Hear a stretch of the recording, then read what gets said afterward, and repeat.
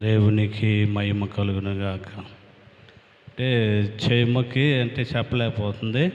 ఆమె కూడా సరిగ్గా ప్రార్థన చేయదు. ఈ మధ్య వారం నుంచి జ్వరం వస్తుంది, టైఫాయిడ్ తగ్గలేదు. ఇక్కడే మన ఆర్మీ డాక్టర్ చేత చూపిస్తున్నాం. 4,000 దాకా అయినాయి, అయినా కానీ తగ్గలేదు. అయితే ఇక్కడ కిడ్నీ నుంచి కడుపులోకి నొప్పి వస్తుంది. ఇంజెక్షన్ చేయించాను. ఆ రోజు 500 అయింది. 2 రోజులు తగ్గిందిలే అనుకున్నా. మళ్ళీ 2 రోజులు ఉన్నాక మళ్ళీ వచ్చింది. మళ్ళీ ఇలా వస్తుంది ఏంది ప్రభువా అనుకున్నా. మళ్ళీ పోయి ఉదయం ఇంజెక్షన్ చేయించాను. 400 అయింది. మళ్ళీ సాయంత్రం వచ్చింది నొప్పి. మళ్ళీ ఇంజెక్షన్ చేయించాను, నొప్పి తగ్గల.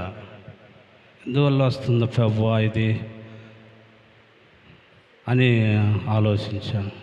అయితే ఎవరో ఒకరు మార్తమ్మ సలహా ఇచ్చింది, కిడ్నీ ట్యానింగ్ తీపి అని ఉంది నాతోటి. సరేలేని సాయంత్రమే ఉదయం వెళ్ళాలా రెడీగా అని చెప్పాను. సరేని 6ంటికి బయలుదేరాము. 7ంటికి ఒంగోలు వెళ్ళాము. పోయి ఇక్కడ డాక్టర్ వచ్చాడు, కానీ ఇంకా మాకు అంటే ఈ ట్యానింగ్లు తీసేవాళ్ళు రాలేదు. డాక్టర్తో మాట్లాడాను. సరే కూర్చోయా, ట్యానింగ్ తీస్తారు, తీసినాక చూద్దామన్నారు. ప్రార్థన చేస్తున్నా, ప్రభువా ఏది కూడా లేకుండా ఉండాలి.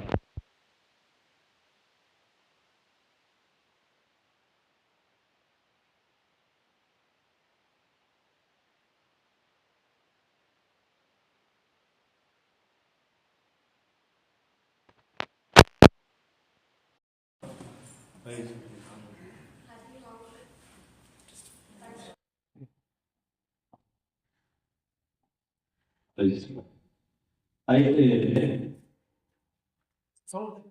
రక్త పరీక్ష చేశారు, ట్రాన్స్పోర్ట్ చేశారు. ట్యానింగ్ పరీక్ష లేట్ అయింది, ఆయన రాలేదు, 10 అయింది. సరే అక్కడే కూర్చున్నాం, మేము ఒక్కరు ఎవరు లేదు. సరే తర్వాత 10 అయినాక వచ్చాడు, తీసినాక ఆ పరిస్థితి వచ్చేది.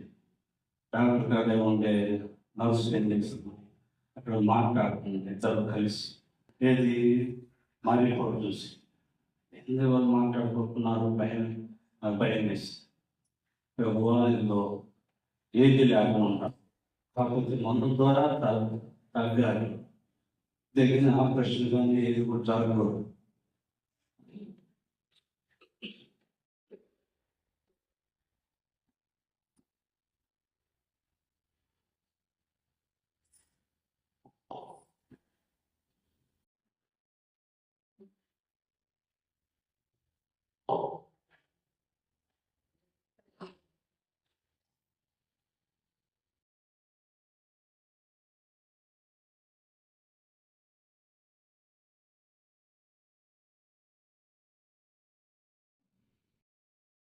సరే ఏమైనా ప్రభువాన్ని చెప్తామన్నా.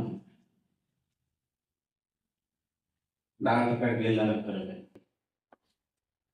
చూశాడు, ఏం లేదు, గ్యాస్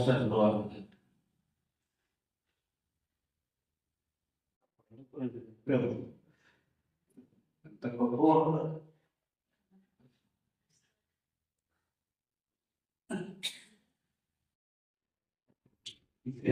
శక్తి కలిగిన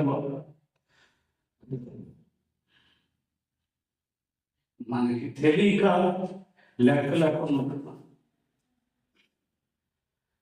ఇప్పుడు ఈరోజు నా జీవితంలో నేను ఎక్కువ ఇట్లాంటి చేశాను. కుటుంబం నాకు తోడుగా ఉంది. ఏ కష్టాలైనా బాధలైనా ఏది కూడా నాకు వదువు లేకుండా ఎవరు నడకుండా కూడా